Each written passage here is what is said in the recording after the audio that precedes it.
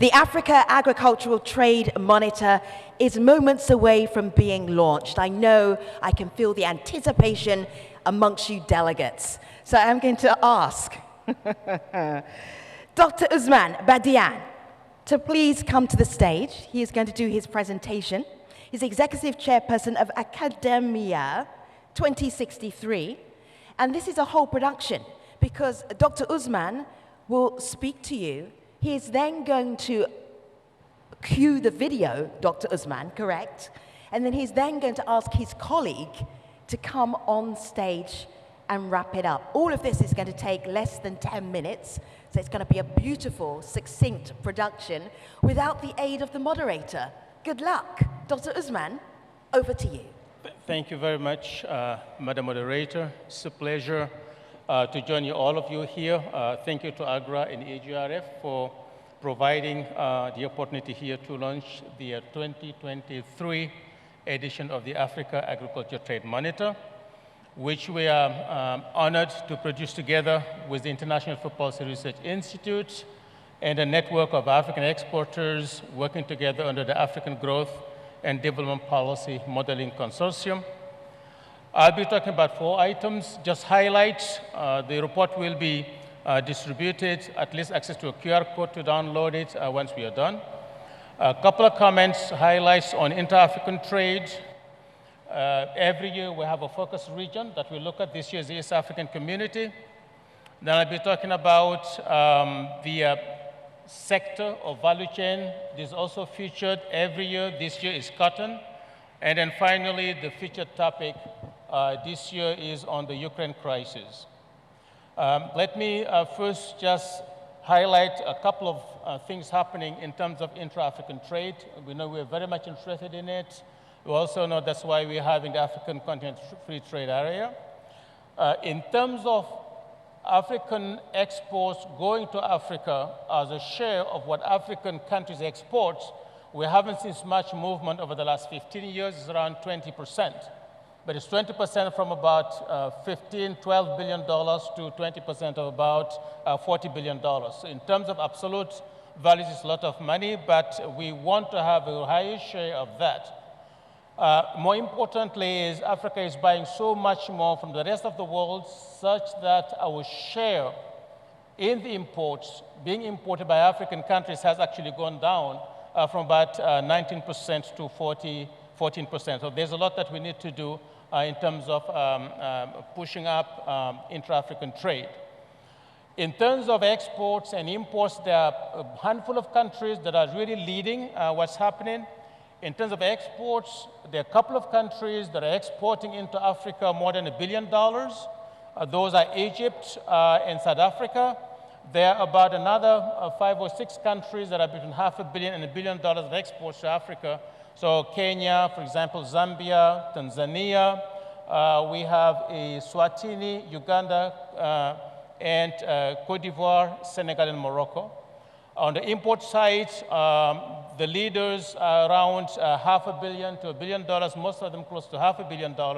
So about the same countries, there are others, but I don't want to go through the list because of time.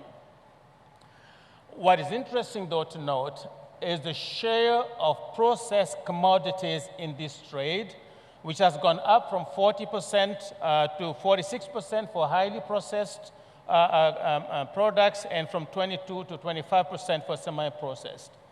If we just look at the local traditional crops like cassava and millet and others, the share is actually much higher, above 70% in average, and within West African countries, almost 80%. We talk about trade a lot, think about money, think about crops, but trade is also very important for nutrition among African countries. Not for all micronutrients, but for fat, for zinc, and for iron, imports play a big role in meeting the needs of African citizens. You'll find more on the chapters in the book. Let me just jump to the next one, the region of focus, which is EAC. Very important for its member countries, claiming more than the 20% of the exports. I was just talking about the average African country exports 20% of its exports to Africa. In the EAC, Burundi, Tanzania, and Rwanda are exporting 25% or more of the export into the EAC markets.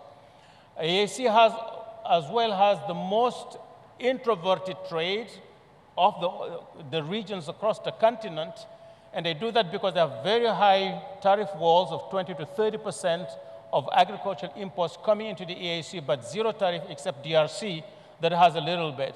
And as a result of that, they trade much more with one another than other regions, 4 times more, for example, than ECOWAS or UMA, which have a much lower trade introversion indicator. What also is interesting for EAC is if you look at the Logistics Performance Index, and His Excellency was talking about the soft, the intangible parts of facilitating trade, from customs, infrastructure, to shipments, to logistics competence, timeliness, and tracking and tracing. You look at all of that, actually 3 out of the 5 members of AAC are doing much better than the African average. Those are Kenya, Rwanda, and Uganda, which also contributing to the higher level of trade intensity among themselves.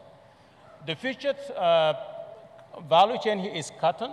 Quite interesting. We used to be very strong in it. I'm from Senegal, West Africa, but we're losing share. Among the export total, our share has gone, well, our export have gone from $55 billion to $48 billion. I know there are differences among countries. His Excellency Benin is doing very well among the other countries, but Africa as a whole is losing in absolute exports. So there's quite a lot we need to do there. And the main cause is that we're not catching up with the processed cotton part. In unprocessed, we are at the same level, but in the processed category, we're losing quite a lot, and that's where we need to do quite much more. Yes, we're exporting more to Africa in the cotton sector, but our market share is constant because we're not increasing as fast as non-Africans are sending cotton products to our market, around specially processed cotton. And there's a handful of African countries that have real competitive advantage to claim some of the markets there. It is Eswatini, Tunisia, Egypt, Cote d'Ivoire, Lesotho, and Madagascar have really the possibility to position themselves in these African markets. We need more so we can claim more of the market share. I will finish my overview and highlights with the featured topic of this year's report, which is about the Ukraine crisis. We just looked at wheat and we looked at fertilizers as well. In terms of wheat, and I know Ethiopia is affected more by oilseed, but Ethiopia is the only country out of the 40 that we looked at does have a dependency on imports or dependency on Belarus, Russia, and Ukraine that's less than 25%. All 40 countries, except Ethiopia, have a huge dependence on imports of wheat or an import from Belarus, Russia, and Ukraine. But that's not the most important thing. We often look at those countries, but there's a very dense network of re-exports within the region. So you don't have to be exposed to the global market or to Russia to be affected because your neighbors are exporting. For example, Rwanda plays a very active role. About 50% of its wheat products imported are exported into the region. So if Rwanda reacts to that, of course, the neighbors will feel that. We often talk about the prices and the war, but there's something that is important now. I will highlight it before I close. It is not necessarily what happens around Russia and Ukraine. It is also what happens around the globe and how we respond to that. The export restrictions by countries responding to the crisis are triggering more problems sometimes in countries than others.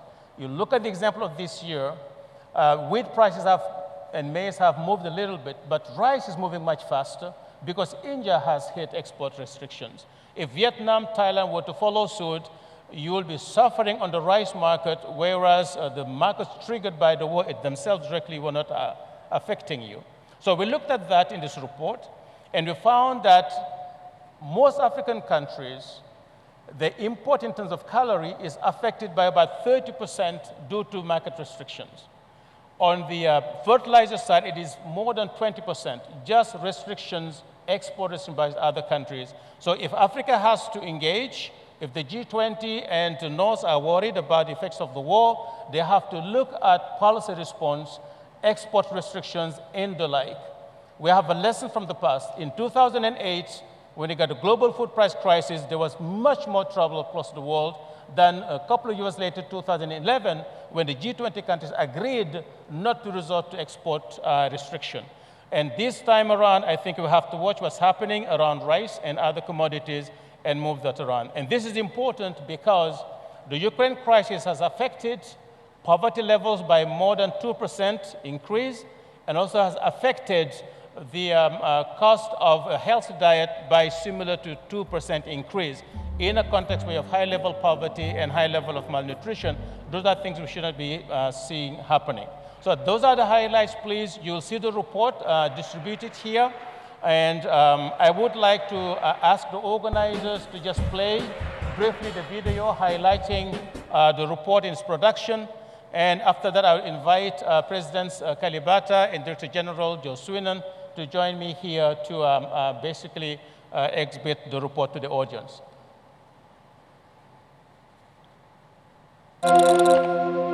What's new in agricultural trade and policy?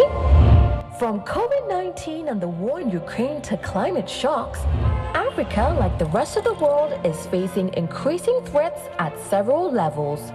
The continent is disproportionately affected by the climate crisis, with far-reaching ramifications for agricultural production, export potential, and economic growth. The Ukraine crisis has caused major disruptions in key agri-food sectors, amplified by trade restriction measures that led to reduced supply, exacerbating pressure on global markets, countries, and households. Amid such volatility, urgent action is required to leverage trade as a critical driver of economic development. To support continental-level policy action, the Africa Agriculture Trade Monitor, AATM, is leading research on trends in African agricultural trade.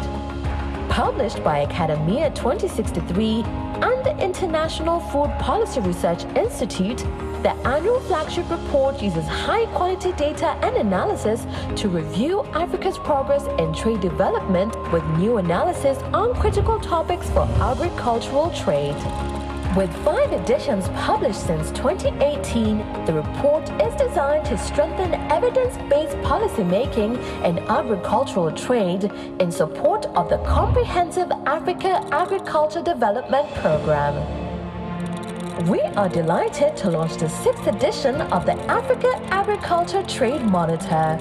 The 2023 AATM delves into continental and regional trends in African agricultural trade flows and policies, with a focus on the impact of regional trade agreements on agricultural trade, the nutritional content of intra-African trade, the competitiveness of the cotton value chain, the impact of the Russia-Ukraine war on agriculture, trade, poverty, and food systems, and trade integration in the East African community. The report calls for action to ensure the flow of trade and make trade policy more environment-friendly. Moreover, deepening trade agreements to ensure enforceability and effective implementation will yield more impact on the sector. As the continent converges under the African Union's acceleration of the African Continental Free Trade Area implementation, explore the 2023 AATM for deeper insights into Africa's agricultural trade. Let the reading begin. Thank you very much. Yo and Agnes, would you like to join me? And while you're coming, you will not see a big report. We want to save the environment and save costs. What you will be handed out is a catalog of all our productions, website, reports, and you'll see a QR code of the report that you will be highlighting. All right, so we have all the reports available to you with a QR code. You just connect and you'll have a copy of it. So please come.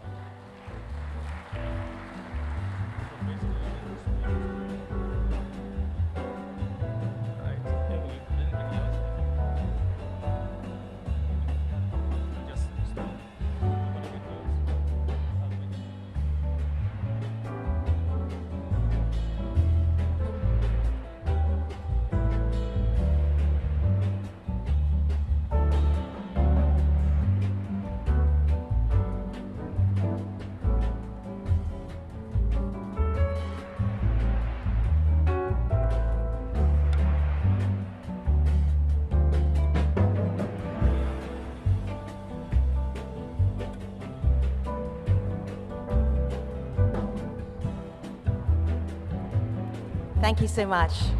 Appreciate you. Dr. Usman Badian, thank you for that presentation. We appreciate you and for bringing the video.